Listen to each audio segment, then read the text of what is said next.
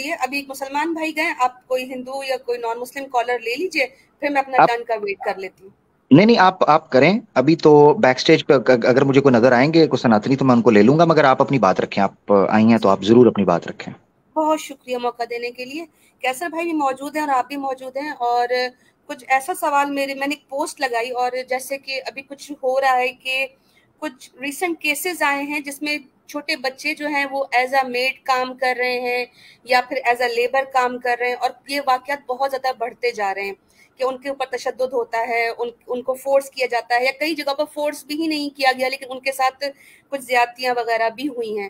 تو as a society, as a Muslim, اور اسلام کیا کہتا ہے, اور ان سب چیزوں کا سدباب کیا کوئی سلوشن کیسر بھائی سے بھی اور عامر بھائی سے بھی, تاکہ میں اس کا کلپ بھی لگا سکوں, کیونکہ ایک بھائی نے سوال کیا کہ آپ کیسے کہہ سکتی ہیں کہ جو بچوں کو کام کے لیے بھیج سکتے ہیں تو کیا اسلامک کوئی رولنگ ہے, یہ کیسے منع کر سکتی ہیں آپ. تو مجھے اس پہ تھوڑا تشویش ہوئی, اور میں نے بھائی سے کہا کہ انشاءاللہ آج میں جواب لے لوں گی کیسر بھائی سے بھی اور عامر بھائی سے بھی, تو دونوں پرسپیکٹیو پہ اس کا میرے سلوشن خیال کیا سے ہے. جی زبردست سوال ہے, اور میرے خیال سے کیسر بھائی نے چونکہ انٹرنیشنل لا کو پڑھا اور پڑھایا ہوا ہے تو میرے خیال سے وہ بہتر ایک پکچر رکھ پائیں گے, اور ان کو ہی رکھنی چاہیے. اگر میں کچھ ایڈ آن کر سکا کچھ تھوڑا بہت تو میں ضرور اس میں کروں گا, مگر کیسر بھائی سے ضرور سننا چاہیں گے. جی کیسر بھائی, آج کل یہ معاملات بڑے ہیں. یہ بہت بہت شکریہ آپ کا. دیکھیے اس پہ تو جو چائلڈ لیبر ہے وہ تو دنیا میں ایک اس پہ بہت بڑے بڑے قوانین اس پہ موجود ہیں, ٹریٹیز موجود ہیں. یونائٹڈ نیشنز کے 2 میجر میکنزمز, ٹریٹی میکنزم اور چارٹر میکنزم, دونوں ہی اس پہ بات کرتے ہیں. پاکستان کا اپنا قانون بھی موجود ہے کہ آپ کس عمر کی میں آپ کام پہ رکھ سکتے ہیں کسی بچی کو. وہ 16 سال کی عمر ہے, اس سے کم میں آپ رکھ سکتے ہیں, لیکن اس طرح سے کہ اس بچی کی یا بچے کی پڑھائی متاثر نہ ہو اور وہ ہلکا پھلکا کام. اس کے بعد یعنی کہ جو بھی اس کے فزیکل کیپیبلٹی سے باہر کی چیز ہے اس پہ آپ ان کو مجبور نہیں کر سکتے. یہ پاکستان میں جرم ہے. آپ چھوٹے بچوں کو کام پہ نہیں رکھ سکتے. That is the end of the matter. یہ ماڈرن سلیوری میں آتا ہے. پاکستان میں اس پہ قانون موجود ہے. ہائی کورٹ پہ آپ نے ایک پٹیشن دینی ہوتی ہے, سنگل ڈے پروسیڈنگس ہے. جہاں کہیں کسی نے ایسے بچوں کو کام پہ رکھا ہوا ہے, ہائی کورٹ اسی وقت ان کی آزادی کی اپنا آرڈر دے دے گا, اور وہ آرڈر جو ہے وہ آزادی کا ہوگا. آزادی میں اس لیے کہہ رہا ہوں کہ ان لوگوں نے ایک ٹیکنیکل گیم کھیلی ہوئی ہوتی ہے عام طور پہ قرضے کی صورت میں, کہ جو خرید و فروخت ہو رہی ہوتی ہے.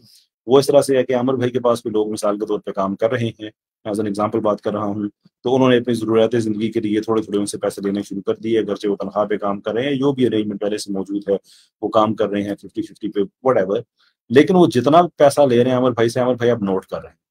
اب وہ سال ڈیڑھ میں مثال کے طور پہ, اگین ہم سارے فرضی فگرز بیان کر رہے ہیں یہاں پہ, وہ 50-60 ہزار روپیہ ہو جاتا ہے. اب مجھے کام والوں کی ضرورت ہے, میں ان کے پاس جاتا ہوں, کہتا ہوں جناب مجھے بندے ضرورت ہیں. وہ کہتے ہیں جناب انہوں نے میرا 60 ہزار قرضہ لیا ہے, وہ آپ اتار دو ختم. اب وہ ہو قرضے کی صورت میں رہا ہے, لیکن ایکچولی یہ اب خرید و فروخت اسٹارٹ ہو گئی ہے کہ میں نے 60 ہزار ان کو دے دی اور بندے لے کے میں چلا گیا. یہ اسلام میں بھی اس کی گنجائش نہیں ہے, اس کی پاکستان کے قانون میں بھی گنجائش نہیں ہے.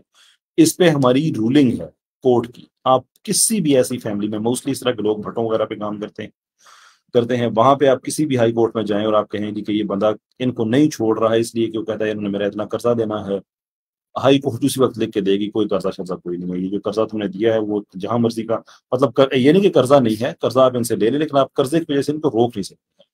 وہ ارینجمنٹ ثابت ہو جاتا ہے واقعی انہوں نے قرضہ لیا ہے, کہیں اور جائیں کام کاج کریں, آپ کے پیسے لوٹائیں, وہ ایک اور چیز ہے, لیکن اس بیس پہ آپ ان کو روک نہیں سکتے. تو یہ بالکل پاکستان کے قانون میں جرم ہے. یہ بھی یہ جو رضوانہ بچی والا جو کیس چل رہا ہے, بہت کم لوگ ہیں اس پہ بات کر رہے ہیں. زیادہ لوگ ہی بات کرتے ہیں کہ آپ ان پہ اس بچی پہ تشدد ہوا, اور وہ جو جج صاحب فرما رہے ہیں کہ نہیں میری بیوی جو ہے وہ ذہنی طور پہ یہ تھا وہ تھا وغیرہ. چلیں یہ تو باتیں اب جب آگے انویسٹیگیشن بڑھے گی تو اس چیزیں سامنے آئیں گی, لیکن یہ تو کلیئر ہو گیا نا کہ آپ نے ایک کم عمر بچی کو انلیگل طریقے سے جاب پہ رکھا ہوا تھا. دیٹس انف پنشمنٹ کے لیے. انفیکٹ جج شپ جانے کے لیے بھی یہ کافی ہے, لیکن اس کے باوجود ہماری جتنی فیملیز ہیں وہ کر رہے ہوتے ہیں اس میں. اچھا میں ایک آخری چیز, ویسے میرے ذہن میں نہیں تھی لیکن میں کچھ عرصہ پہلے میں نے اس پہ ٹویٹ کی تھی, تو اب آپ کے سوال سے میرے سامنے بات دوبارہ آئی کہ ابھی جو کرسچن کمیونٹی کے ساتھ ہوا ہے یہ ظلم ہے, اس کو ہم جب بھی اس کا ذکر کریں گے ہم کنڈیم کریں گے جو ان کے ساتھ زیادتی ہوئی. لیکن ہمارے یہ جو زیادہ کنڈیم کرنے والے لبرلز جو मतलब कंडेम तो सब कर रहे हैं, लेकिन मैं उन लिबरल्स की बात कर रहा हूँ जो कि माइनॉरिटीज के लिए ज्यादा वोकल इस तरह से हैं कि वो तासुर दे रहे हैं कि पाकिस्तानी वहशी कौम हैं और इस तरह के हैं और उस तरह के हैं वगैरह वगैरह वगैरह। आम तौर पे ये जो कम उम्र बच्चियां काम कर रही हैं मोस्टली ये क्रिश्चियन फेथ की हैं, और वो इन्हीं बड़ी बड़ी बैमों और बीबियों और साहिबों के घरों में काम कर रही होती, इनलीगल, अंडर एज। इस पर मैंने बात की थी, इन सबको तकलीफ हुई थी ट्विटर पे या एक्स जो भी है उसका नाम है, उस पर सबको तकलीफ हुई थी कि नहीं आप ये कैसी बातें कर सकते हो। वो पब्लिश रिपोर्ट्स हैं कि नॉन मुस्लिम बच्चियां हैं, और non Muslim bye non Muslim ज्यादा पंजाब में मसला है, bye non Muslim I mean Christians, और उनको अपने घरों पे काम रखा, उनकी हर रोड उनकी जो राइट्स है उनको वायलेट कर रहे होते। जी होती। अच्छा कैसर भाई, जैसे हम लोगों ने, एक सेकंड हमें, मैं एक इसको जुमला कंप्लीट कर लूं। जैसे कैसर भाई ये तो लॉ हो गया, लेकिन एज ए इंडिविजुअल जब हम अपने कंट्री में या कहीं पर भी देखते हैं, जैसे मॉल्स में हमने अक्सर देखा है कि फैमिलीज ऊपर बैठी होती हैं, एक काम वाली छोटी सी बच्ची जो है वो साइड पे होती है, तो हम एज अ सोसाइटी क्या उनसे बात कर सकते हैं कि ये छोटी बच्ची आपने क्यों रखी है काम पे? क्या अक्सर लोग डरते हैं कि ये ना हो कि ये उल्टा हमारा गिरेबान पकड़ ले, तो क्या एक इंडिविजुअल उनसे बात कर सकता है कि अंडर एज बच्ची है, आपने इसको नीचे बिठाया हुआ है या इस तरह आपने बच्चा दिया हुआ इसकी गोद में, तो हम क्या कर सकते हैं? सोल्यूशन क्या है अगर कानून अपना काम नहीं कर रही? तो देखिए इसमें दो पहलू हैं। एक तो उस वक्त शरई पहलू है कि आप अगर गलत काम देखते हैं तो बहसत मुसलमान शोर आप उसको बिल्कुल रोक सकते हैं, बात कर सकते हैं, बुरा कह सकते हैं, उस पर लिख सकते हैं। लेकिन एट द सेम टाइम हमें ये भी पता है कि पाकिस्तान में एक तरह के हालात इस तरह के हैं कि आप अच्छी बात पे अगर करें तो वो ज्यादा पावरफुल आदमी है, वो कोई ब्यूरोक्रेट है, वो जज है, वो कुछ भी है, तो वो उल्टा चीज आपके गले पड़ सकती है। लेकिन सोशल मीडिया में बहुत सी चीजें जो हैं वो उसने चेंज कर दिया है, पब्लिक प्रेशर वगैरह क्रिएट किया जा सकता है। आसान तरीका उसका ये है कि आप अथॉरिटीज को अलर्ट कर दें, क्योंकि इसमें एक पहलू ये भी है कि बाज़ औक़ात ऐसा नहीं होता जो नजर आ रहा होता है, बाज़ औक़ात कुछ जेन्युइन इशू इस तरह का होता है, कि बच्ची जो है वो साथ उनके अगर है तो उनकी मुलाजमा नहीं है, वो ले पालक है, वो जानबूझ के नीचे बैठी हुई है, शरारत कर रही है, और किसी ने बस तस्वीर ऐसे लम्हे पे लगा दी कि उसका बस वो एक सैड चेहरा नजर आ रहा है और वगैरह वगैरह वगैरह। आई मीन इस तरह के भी केसेस हुए आते हैं। बाज़ औक़ात इस तरह से भी कि एक फैमिली है, वो बड़ी वेल ऑफ है और बड़ा मॉडर्न उनका आउटलुक है, उनकी कोई एक बहन है, भाई है, उनका ज्यादा इस्लामिक है, और वो बच्ची सर पे चादर है और कुछ, और वो इकट्ठे बाहर गए और एक बच्ची नीचे बैठी, किसी ने फोटो बना दिया कि वो देखो यार ये लोग क्या कर रहे हैं। मतलब कहने का मतलब ये है कि जब तक पूरी इन्फॉर्मेशन आओ तब तक तो करना बात ठीक नहीं है। तो उसका जो बेहतर तरीका है वो ये है कि आप कोई इस तरह की पिक्चर देखते हैं या खुद आप इस तरह की पिक्चर लेते हैं तो सोशल मीडिया के जरिए जो लोकल पुलिस है आप उनको टैग करें कि कम दें। जब लोग करना शुरू करेंगे ना, एक दो लोगों से नहीं, जब एक ट्रेंड बन जाएगा, एक मैस रिपोर्टिंग स्टार्ट हो जाएगी, तो आज नहीं, कल नहीं, 5 साल बाद नहीं, एक कौमी सतह पे एक फिक्र डेवलप होना शुरू होगी, तो एक टाइम आएगा कि लोग इन्वेस्टिगेट करना शुरू कर देंगे, इदारे इन्वेस्टिगेट करना शुरू कर देंगे। तो यही उसका बेस्ट तरीका है कि जो अथॉरिटीज हैं उन्हीं पे आप जाएं। इंडिविजुअल विजिलेंटिज्म ये इस्लाम में ठीक नहीं है, उसको रोकें, लेकिन कानूनी तरीके से रोकें। अच्छा, मैं बिल्कुल तो मैं कुछ ऐड करना चाह रहा हूँ इसमें। देखें, सबसे पहले जो लास्ट है उससे स्टार्ट करते हैं कि जो ये ना कि खुद जाके कहा जाए, वो आजकल के दौर में ना खास तौर पे जाहिर बात है, जिसने अगर किसी बच्चे को लेबर के तौर पर रखा हुआ है अपनी फैमिली का, खास तौर पर जिस तरह रेस्टोरेंट्स या मॉल्स की बात की जा रही है, तो ऑब्वियसली वो फैमिली पब्लिक के अंदर अपनी जो जो जो उसको टोका जाएगा वो उसको एम्बैरेसमेंट फील करेंगे, तो ऑब्वियसली वो ट्रिगर होंगे, तो उसका नुकसान होना यानी कंफर्म है कि उसका नुकसान हो जाएगा। उल्टा आपके ऊपर वो मामला कर सकते हैं कि देखो जी हमें असॉल्ट कर रहे हैं, या हमें जनाब ये कुछ इस तरह का कोई मोलेस्ट कर रहे हैं, मामला कर रहे हैं। तो उसमें तरीकाकार ये है कि कानून को इन्वॉल्व किया जाए। उसमें मैं अभी देख रहा था तो चाइल्ड लेबर के लिए इंडिया के अंदर 1098 यानी चाइल्ड से रिलेटेड जो उनके राइट्स हैं, तो जो उसके को कंसर्न है या उसको अब्यूज किया जा रहा है, को मसला है, तो एक नंबर है 1098 इंडिया में है, और पाकिस्तान में है 04 ऐसे करके कुछ है, एक मिनट मुझे दीजिएगा, 0421121 0421121। तो अगर किसी को नजर आता है ऐसी चीज तो वो इन नंबर के ऊपर 1098 पर इंडिया में और पाकिस्तान के अंदर 0421121 के ऊपर कॉल करके, और अगर तस्वीर वगैरह है, वीडियो है, तो वो बना लें और उनको कॉल करें और उनको वो दिखा दें या उनको वो फॉरवर्ड कर दें कि भाई ये फैमिली थी और इस तरीके से छोटा बच्चा था और उसको ये अब्यूज या लेबर पे रख रहे थे। کیسر بھائی نے جو کیٹاگوریکل لا کے طور پر بتایا وہ تو آپ کو نظر آیا، باقی اسلام کا پوائنٹ تو وہ میں چاہتا ہوں میں اس میں ایڈ کر دوں اگر آپ اجازت دیں تو. اس میں جو ہے نا جیسے اگر کوئی بچہ فائنینشلی پیرنٹس کو سپورٹ کرنا چاہتا ہے، کیونکہ کئی بار ایسا ہے کہ اگر ان بچوں کو ہٹایا جاتا ہے کام سے تو وہ بچے ہی ریٹیلیٹ کرتے ہیں کہ نہیں میں اپنے فادر کو یا مدر کو سپورٹ کرنا چاہتا ہوں، اور وہ ہے بھی انڈر ایج. تو اس صورت میں اسلام کیا کہتا ہے اور اس پہ کیا اس پر کیا ہمارا رد عمل ہونا چاہیے؟ جی اچھا ایک حدیث ہے جس سے کرسٹل کلیئر آپ کو یعنی یہ چیز سمجھ آتی ہے کہ علم حاصل کرنا ہر مسلمان پر اور مسلمان عورت پر مرد پر فرض ہے. اب یہ بدیہی چیز ہے، بدیہی چیز جسے نتیہ بھی آپ کہہ سکتے ہیں، سدھ کہہ سکتے ہیں ہندی بھاشا کے اندر، یا اس کو آپ کہہ سکتے ہیں کہ یہ ایبسلوٹ ایک آپ کے سامنے یا ایک انڈرسٹوڈ بات ہے کہ جو علم حاصل کرنا ہے زیادہ تر وہ ٹین ایج کی عمر کے اندر بچے پڑھتے ہیں، وہ ایج ہوتی ہے جس میں وہ علم سیکھتے ہیں.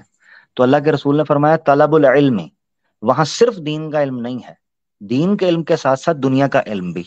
تو طلب العلم، علم کی طلب فریضۃ علی کل مسلم و مسلمۃ، ہر مسلمان مرد اور عورت پر فرض ہے. تو بچوں کا یہ بالاولا رائٹ بنتا ہے کہ ان کو پڑھایا لکھایا جائے بالاولا. اچھا اب سوال یہ اٹھتا ہے کہ بچہ جو ہے وہ دو حالتوں سے خالی نہیں ہوگا، یہ شرعی طور پر سامنے رکھ کے کہہ رہا ہوں، دو حالتوں سے. نمبر ایک کہ اس کے اخراجات اٹھانے کے لیے لوگ موجود ہیں. جب میں کہہ رہا ہوں لوگ موجود ہیں تو اس کا باپ موجود ہے، اس کی فیملی کے لوگ موجود ہیں یہ.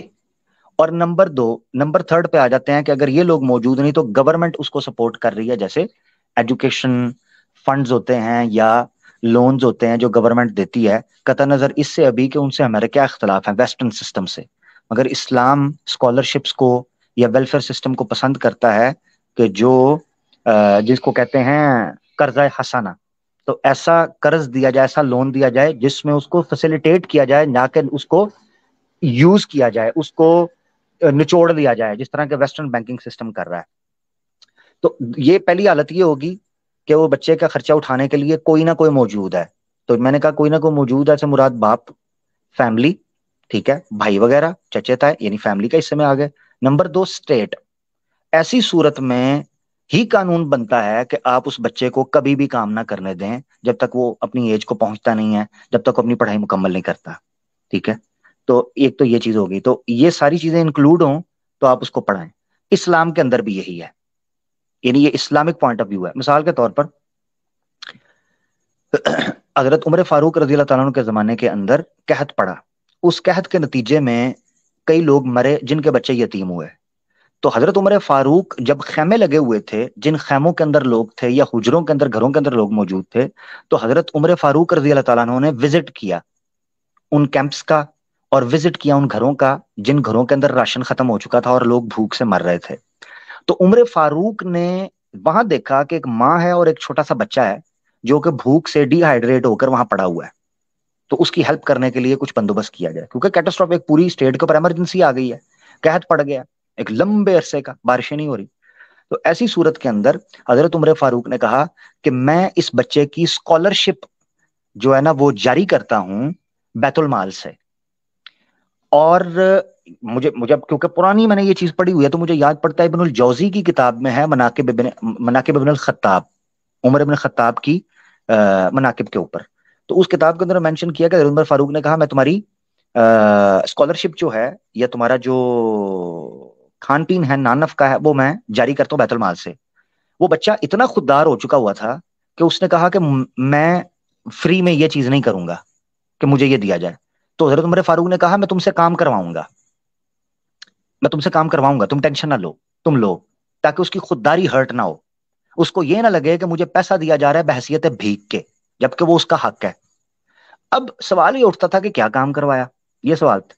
تو جو واقعات جوڑنے کے بعد نتیجہ نکلتا وہ یہ نکلتا ہے کہ کچھ بچوں کو حضرت عمر فاروق نے مدینہ کے بازار پر یہ ڈیوٹی لگائی تھی کہ ان حضرت خولا کے ساتھ، اگر میں غلط نہیں ہوں نام لینے میں، جو کہ ڈیل کرتی تھیں، پرائس کنٹرول کرتی تھی، میں ماڈرن ٹرم اس لیے یوز کر رہا ہوں کہ لوگوں کو سمجھ سکے، تو پرائس کنٹرول کرتی تھیں اور کوالٹی اشور کرتی تھیں کہ کوئی ملاوٹ تو نہیں کر رہا، دودھ میں، مال میں دھوکہ تو نہیں کر رہا، پرائس کنٹرول چیک کرنا، انفلیشن کو چیک کرنا کس طرح چل رہی ہے مارکیٹ، اس کے اوپر حضرت خولا کو مقرر کیا گیا تھا مدینہ کی اس میں. تو اس میں انہوں نے ان بچوں کی بھی ڈیوٹی لگائی کہ وہ بچے بھی اس سارے کام کے اندر اپنا کردار ادا کریں. اب بچوں کے لیے کام آسان ہے کہ انہوں نے نظر رکھنی ہے. مثال کے طور پر میں اگر کسی بچے کو یہ کام کہتا ہوں کہ تم نے یار نظر رکھنی ہے، یہاں سے کوئی جائے تو مجھے بتانا ہے اور اس کے تمہیں پیسے دوں گا. اب یہ چیز ہے کہ اس کو کہا جا رہا ہے یہاں سے کوئی جائے تو مجھے خبر دینی ہے، یا اس کام پر نظر رکھنی ہے، یا یہ خیال رکھنا ہے اس چیز کا.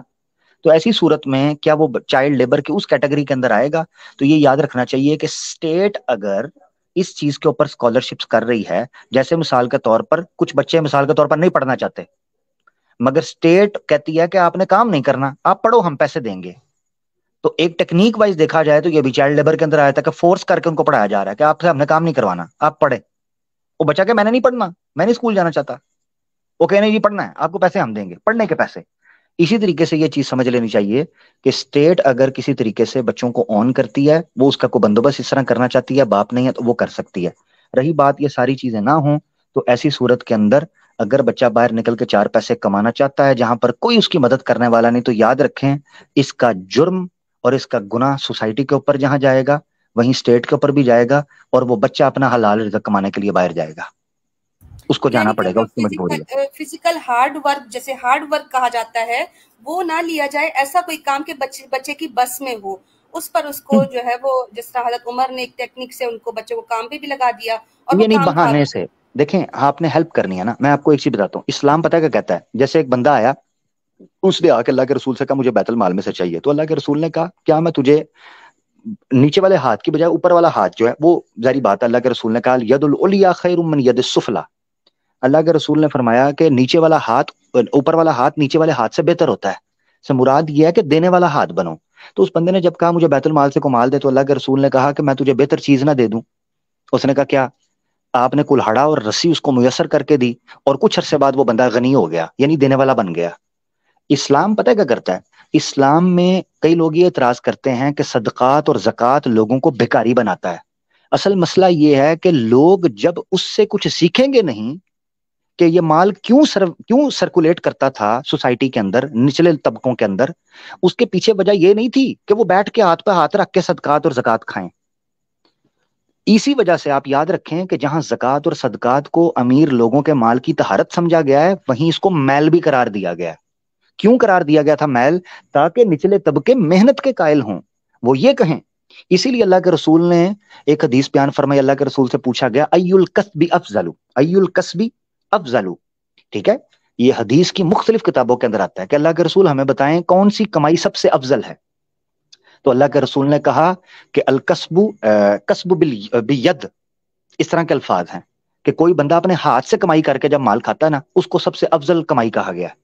جس سے آپ کو ایک طرف یہ چیز پتا چلتی ہے کہ کتنا افضلیت ہے کہ ایک انسان بجائے اس کے کہ صدقات و زکوٰۃ پر پلے، ڈونیشنز کے اوپر پلے، بلکہ اس سے بہتر یہ ہے کہ وہ محنت کر کے. ہاں اللہ یہ کہ دیکھو قرآن میں بھی زکوٰۃ کے تقریباً 8 مصارف بیان کیے گئے ہیں. ٹھیک ہے، 8 مصارف.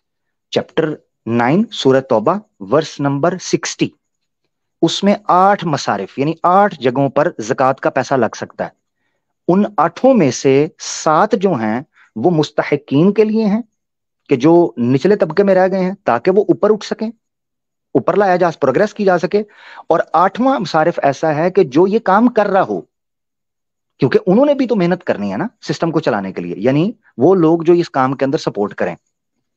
تو ایسی صورت میں سمجھنا چاہیے کہ اسلام زکوٰۃ اور صدقات صرف ان لوگوں پر لگانے کا نہیں کہتا ہے کہ وہ لوگ گھر بیٹھے رہیں، بلکہ بہانے سے ان کو پیسے دیں.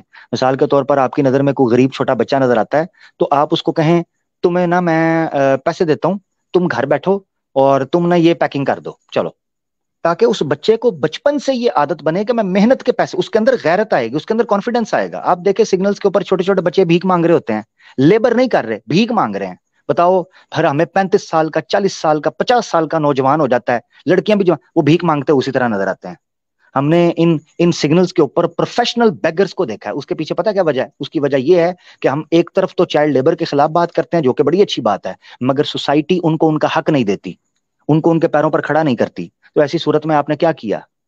تو آپ کو چاہیے کہ اس بچے کو یہ بتاؤ، مثال کے طور پر میں اگر، میری عادت ہے ویسے کہ میں پروفیشنل بیگر سے تو دور بھاگتا ہوں، مگر اگر مجھے اللہ تعالیٰ کو تھوڑے سے 4 پیسے میرے پاس ہوں تو میں کوشش یہ کرتا ہوں کہ اگر مجھے کوئی بچہ نظر آیا جو بھی اور اس نے کوئی پینسلز پکڑی ہیں, بال پوائنٹس پکڑے ہیں یا کوئی بکس وغیرہ پکڑی ہیں, تو آپ اس سے وہ لے لو, اس کے بعد اس کو خالی نہ جانے دو, اس سے وہ لو, تاکہ وہ مال وہ جب اس سے آپ وہ مال لے لو گے وہ اس خریدنے کے اوپر لگائے گا پیسہ. جب وہ خریدنے کے اوپر پیسہ لگائے گا اس کو پتا چلے گا میں نے بزنس کیا ہے, میں نے ٹریڈ کی ہے, میں نے بھیک نہیں مانگی, تم نے مجھ سے پینسل لی تھی, تم نے مجھ سے بک لی تھی, تب میں نے تم سے یہ پیسہ لیا. اس طرح ان کو سپورٹ کریں بہانے سے. قرآن میں بھی اللہ تعالیٰ نے فرمایا حق للسائل والمحروم, یہ حق ہے ان کا, یہ بھیک نہیں ہے, یہ سائل کا اور محروم کا حق ہے کہ جو بیچارہ کسی کارن پیچھے رہ گیا سوسائٹی میں. خیر لمبی بات ہوگی, معذرت چاہتا ہوں. سسٹر آپ ساتھ ہی رہیے گا نا, آپ ساتھ ہی ہیں ہمارے. عامر بھائی بس جیسے ایک لاسٹ اسٹیٹمنٹ کہ جیسے جی ابھی فاطمہ کا کیس ہوا اور اس میں انکشاف ہوا کہ مور دین 100 گرلز جو ہے چھوٹی بچی وہ اس علاقے میں رانی پور کے علاقے میں 100 سے اوپر چھوٹی بچیاں جو ہے وہ سلیوز بنی ہوئی ہیں اور ان کے پیرنٹس خود ان کو بھیج رہے ہیں. تو ایک چھوٹی بچی جو کہ ابھی جوان نہیں ہوئی ہے اس کو دن رات 6 مہینے کے لیے کسی کے گھر پر دے دینا جہاں پر نامحرم مرد ہیں اور وہ بچی وہیں بڑی ہو رہی ہے, یہ بھی پیرنٹس کے لیے اوپر بھی اس چیز کا سن جائے گا. اور جو لوگ ان کو کام پہ رکھ رہے ہیں موسٹلی جو بڑی عمر کی جو مالکانیں ہوتی ہیں ان لوگوں کی, وہ پریفر کرتی ہے کہ کوئی جوان عورت آنے کے بجائے کوئی چھوٹی بچی میرے گھر کام کرے, اور پھر اس چیز کو اس وہ کو ٹیم کر لیتے ہیں نا, اس کو جی ٹیم جی کر بالکل. لیتے ہیں. جی یہ تو جانوروں کے طریقہ کار ہے نا. ہاں بالکل. تو یہ پیرنٹس پر بھی کاروائی ہونی چاہیے اور اس چیز کو جو ہے وہ دیکھا جائے. جسٹ یہ اسٹیٹمنٹ دینی تھی. بہت شکریہ عامر بھائی. میں چاہوں گی کہ میں اسٹیج جو ہے وہ باقی حضرات کے لیے بھی لیو کر دوں کیونکہ کافی لوگ پیچھے بیٹھے. بہت شکریہ پلیٹ فارم دینے کا. کیسر بھائی بہت شکریہ جواب دینے کا. بہت شکریہ السلام علیکم سسٹر, بہت شکریہ, بہت شکریہ آپ کا, اللہ آپ کو جزائے خیر دے. سونی قدسی بھائی بیٹھے ہیں, ان سے پہلے ایک بار بات ہو چکی ہے, تو میں نے کہا تھا جن سے پہلے بات ہو چکی ہے ان کو میں نہیں لوں گا, ٹھیک ہے نا.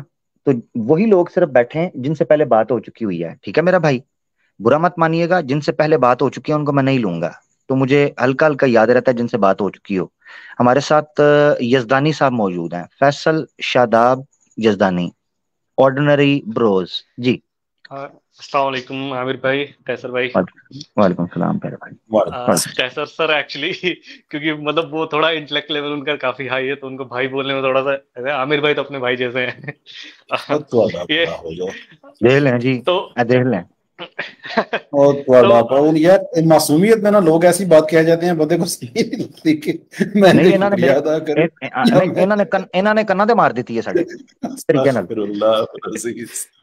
اچھا کوئی بات نہیں, اور لائٹر نوٹ کوئی مسئلہ نہیں. ریزن بینگ کہ میں نے قیصر بھائی کے ویڈیوز کیونکہ کچھ میرے ڈاؤٹس رہتے تھے ہمیشہ regarding this theory of evolution and what ever what not. ایک منٹ یزدانی صاحب, ایک منٹ رکیے گا. یہ بھائی کو میں نے اسٹیج سے ہٹایا, وہ کہہ رہے ہیں عامر بھائی میری آپ سے بات نہیں ہوئی. اگر میں دکھا دوں کہ آپ میرے ساتھ بات کر کے گئے ہوئے ہیں سونی قدسی, ایسے نہ کریں, ایسے نہ کریں. اگر میں ہی نکال دوں کوسچن آنسر سیشن میں, آپ آئے ہوئے ہیں میرے پاس ایک بار, ایسے نہ کریں میرا بھائی, ٹھیک ہے نا, تھوڑا سا کر لیا کریں. جی یزدانی بھائی. جی تو میرا کوشچن جو ہے کائنڈ آف لائک تھوڑا سا میں جانتا بھی ہوں لیکن شاید ڈیٹیلز اس کے بارے میں ہو. تو میں کوشچن اس طرح کا, اوریجن آف یونیورس کی جب ہم بات کرتے ہیں تو obviously بات ہے ایک ایتھسٹک پوائنٹ آف ویو, بالکل لائک اس سے زیادہ مورونک پوائنٹ آف ویو تو ہو ہی نہیں سکتا, ان کا آنسر ہی نہیں ایکچولی. بس ہے تو ہے. ہم سائنٹیفکلی جب بات کرتے ہیں فرسٹ ایٹم کی ہم بات کریں, اس سے بھی نیچے جائیں, کوارکس میں جائیں, نیوونس میں جائیں, میونس میں جائیں, کچھ بھی ایک فرسٹ کچھ تو ہونا چاہیے for the origin of this universe, ٹھیک ہے, جو کہ میں جانتا ہوں, جو میں نے پڑھائی کری. تو اس بارے میں مطلب ہمارا اسلامک پوائنٹ آف ویو کیا کہتا ہے. I would like to know about this in little detail, کہ تھوڑا scientific approach but Islamic point of view with scientific approach کیا کہتا ہے. جی کیسر بھائی. اسلامک جب سائنس کی بات آتی ہے میرے بھائی, تو اس وقت اسلام آپ کو انکریج کرتا ہے کہ آپ چیزوں کو ڈھونڈیں. ہر زمانے کے حساب سے جتنی بھی سائنٹیفک ڈیولپمنٹ ہوئی ہے اس کو سامنے رکھتے ہوئے آپ چیزوں کو ڈھونڈیں. آپ کو اس کا جو الٹیمیٹ آؤٹ کم ہے آپ کو اسلام وہ بتاتا ہے. جیسے مثال کے طور پہ کہ آسمان زمین یعنی کہ قرآن میں جو ہے لفظ جو ارض استعمال کیا جاتا ہے تو یہ انٹرچینجبلی یوز کیا جاتا ہے, یہ زمین کے لیے بھی اور کائنات کے لیے. تو یہ ہے کہ یہ سارے یہ جڑے ہوئے تھے، اللہ تعالیٰ نے ان کو جدا جدا کیا. اب اس سے ہمیں ایک سنگولیرٹی کا ایک آئیڈیا مل جاتا ہے کہ there must been a time کہ جب یہ ساری چیزیں اکٹھی تھیں اور بعد میں ان کو پھیلا دیا گیا. اب کائنات کیسے بنی سائنٹیفکلی اسپیکنگ کسی کو بھی ایگزیکٹلی نہیں پتا. مطلب جب ہم کہتے ہیں کسی کو بھی نہیں پتا تو آئی مین لٹرلی کسی کو بھی نہیں پتا. ہمارے پاس کچھ اس کی ایکسپلینیشنز ہیں جن میں سے سب سے زیادہ پلوزبل بگ بینگ کی ہے کہ سنگولیرٹی اس میں سے ریپڈ ایکسپینشن سٹارٹ ہوئی اور اس کے بعد پھر یہ آج دنیا میں جہاں پہ ہے یہ تقریباً کوئی 13.7 ارب سال کے بعد دنیا جہاں پہ کھڑی ہوئی ہے، کائنات جہاں پہ کھڑی ہوئی ہے، یہ اس کی ایک پروگریشن ہے. تو اس پہ اب ہم یہ کہیں کہ اب کائنات سے پہلے کیا تھا. دیر آر سائنٹسٹ جو اس پہ بحث کرتے ہیں. روجر پینروز میرے بڑے فیورٹ سائنسدان ہیں، وہ اس پہ بحث کرتے ہیں. وہ بگ بینگ وہ ریجیکٹ تو نہیں کرتے لیکن اس کی ڈفرینٹ انٹرپریٹیشن کرتے ہیں کہ اٹس نوٹ کہ سب کچھ جو ہے وہ کسی یعنی عدم سے وجود میں آ گیا تھا. There must have been things جس سے وہ بنا ہے، لیکن وہ ایگزیکٹلی کیا ہے ہمیں نہیں پتا ہے. اینڈ آئی ڈونٹ تھنک کہ ہمیں کبھی وہ پتا لگ بھی سکتا ہے. اس کی ریزن سمپل ہے کہ ہمیں کیسے کیوں نہیں پتا لگ سکتا کہ ہمیں ہم جو مفروضے بناتے ہیں وہ اس لیے بناتے ہیں کہ ہماری جو انڈرسٹینڈنگ ہے وہ لمیٹڈ ہے، اور اس کی وجہ یہ ہے کہ ہم ایک یونیورس کے ایسے حصے میں کنفائنڈ ہیں ٹائم اور اسپیس میں کہ اس سے باہر نکلنا ممکن نہیں ہے. اگر ہم نے واقعی انویسٹیگیشن کرنی ہے تو ہم جتنے بھی کائنات کی جو ایکسپینشن ہے، اس کا سرکمفرنس ہے، اس سب کو دیکھیں، پھر اس کو ہم بیک ٹریک کریں، اس کے اندر ریڈ شفٹس کو ہم سٹڈی کرتے کرتے کرتے کسی ایک نقطے تک پیچھے جائیں. میرا نہیں خیال کہ یہ ان ٹرمز آف ٹائم ہمارے لیے ممکن ہے. تو ہم پھر بیسٹ ایکسپلینیشنز اس کی دے سکتے ہیں جو بھی چیزیں ہمیں سمجھ آتی ہیں. اب میں آپ کو ایک دو چیزیں سائنٹیفکلی اسپیکنگ آپ کے سامنے رکھوں کہ اس میں کتنا ابہام پایا جاتا ہے. ایک سیریس پرابلم ہے جو گریوٹی ہے اور جو اسٹینڈرڈ ماڈل ہے. اسٹینڈرڈ ماڈل آپ سمجھتے ہیں کسے کہتے ہیں؟ جی آپ بتائیے. کائنات کا جو اب عام طور پر اسکولوں میں پڑھایا جاتا ہے یہی rapid expansion theory, big bang اور ایٹمز ہیں، اور اس کے بعد انرجی ہے اور ان کی ڈسٹریبیوشن ہے، سوری میٹر ہے اور انرجی ہے، میس ہے، اس کی ڈسٹریبیوشن ہے، and so forth. And we have Higgs boson جس کو گاڈ پارٹیکل بھی کے طور پہ بھی پریزنٹ کیا گیا، جو کہ سائنٹیفک ٹرم نہیں ہے ایکچولی. وہ ایک لٹری موومنٹ تھی، وہ گاڈ ڈیم پارٹیکل نام رکھنا چاہتے تھے لیکن وہ پبلشرز کو اچھا نہیں لگا تو انہوں نے گاڈ پارٹیکل رکھ دیا کہ وہ باقی پارٹیکلز کو میس دیتا ہے. I mean this is pretty much standard and that's all fine. لیکن مسئلہ یہ ہے کہ اگر ہم اس کو ٹھیک مان لیتے ہیں تو پھر ہمیں یہ ماننا پڑے گا کہ جو کلاسیکل فزکس ہے، جیسے وہ اسٹینڈرڈ ماڈل کی جو آبزرویبل اسٹیٹ ہے اس پہ اپلائی کرتی ہے، وہ ویسے ہی سب اٹامک لیول پہ بھی کرے گی. ٹربل از کہ وہاں پہ نہیں کرتی ہے، مطلب گریوٹی کولیپس کر جاتی ہے جب ہم سب اٹامک لیول پہ جاتے ہیں، کوانٹم لیول پہ جاتے ہیں، تو اس سے ایک ڈسپیرٹی پیدا ہو جاتی ہے. اب اس ڈسپیرٹی کو ہم حل کرنے کے لیے نئے نئے مفروضے بناتے ہیں. فار ایگزامپل 2 مفروضے دنیا میں اس وقت اسکولوں میں پڑھائے جا رہے ہیں، یونیورسٹی میں پڑھائے جا رہے ہیں، ڈارک میٹر اور dark energy. We don't even know کہ ڈارک میٹر کو میٹر بھی کہا جا سکتا ہے کہ نہیں کہا جا سکتا، اس لیے کہ میٹر کے لیے پارٹیکلز کا ہونا ضروری ہے. And we don't know scientifically speaking کہ جو میٹر ہے، وہ جو ڈارک میٹر ہے، یہ پارٹیکل بیسڈ ہے یا نہیں ہے، اور اگر ہے تو پھر یہ ڈارک اس کو کیوں کہا جاتا ہے. تو ان دونوں چیزوں کو ایکسپلین نہیں کیا جا سکتا. دیر فور یہ کیٹیگری آف انیفیبل میں آ جاتی ہے. سوری، انیفیبل سائنٹیفکلی اسپیکنگ ان چیزوں کو کہا جاتا ہے جو کہ بہت کمپلیکس ہوتی ہیں اور ان کو ایکسپلین نہیں کیا جا سکتا. تو ہمیں نہیں پتا کہ ڈارک میٹر ہے یا نہیں ہے، لیکن ڈارک میٹر اور ڈارک انرجی کی ہمیں ضرورت اس لیے، کنسیپچول ضرورت اس لیے پیش آ جاتی ہے کہ اسٹینڈرڈ ماڈل اور آئنسٹائن کا جو ویو ہے جنرل تھیوری آف ریلیٹیوٹی، اس میں ایک پرابلم پایا جاتا ہے، ایک ڈسپیرٹی ہے، اس کو فل کرنے کے لیے کرتے ہیں. یہ میں آپ کو اگزامپل کے طور پہ چیزیں اس لیے بتا رہا ہوں کہ ہماری سائنٹیفک انڈرسٹینڈنگ میں بہت گیپ ہے کہ کائنات کے پروسیسز کیسے کام کر رہے ہیں، یہ کیسے بنی ہے. We don't know, and I think it's fair enough that we don't know. جب اللہ تعالیٰ پہ آپ ایمان لے کے آتے ہیں یا کسی بھی چیز کو آپ مانتے ہیں تو ہماری اس انڈرسٹینڈنگ میں ایک ڈگری آتی ہے جس کو صرف بلیف فل کر سکتا ہے، صرف فیتھ فل کر سکتا ہے، دنیا کی اور کوئی چیز فل نہیں کر سکتی. And I think this is the beauty of research. یہ جو آخری بات میں نے کہی ہے میں اس کو میرے خیال میں ایکسپلین کر دوں گا. اور بھائی سوری میں تھوڑا زیادہ ٹائم لے رہا ہوں اس لیے کہ میں ایکسپلین जी शुक्रिया आपका। मैं एक्सप्लेन इसलिए करना चाहता हूँ कि कल इसका कोई गलत तर्जुमा ना कर ले कि इन लोगों ने हर चीज में बिलीफ घुसा दिया है। हमारे पास सबसे ज्यादा जो चीज ऑब्जेक्टिवली क्लियर है वो मैथ्स है, यानी कि 2 और 2 4 होते हैं, 5 और 5 10 होते हैं। वी अंडरस्टैंड स्क्वायर रूट्स कैसे निकलता है, we understand algebra and everything else कैसे काम करता है, इट्स ऑल देयर। यानी कि इसमें ग्रे एरिया नहीं है, ये आइदर ब्लैक है या ये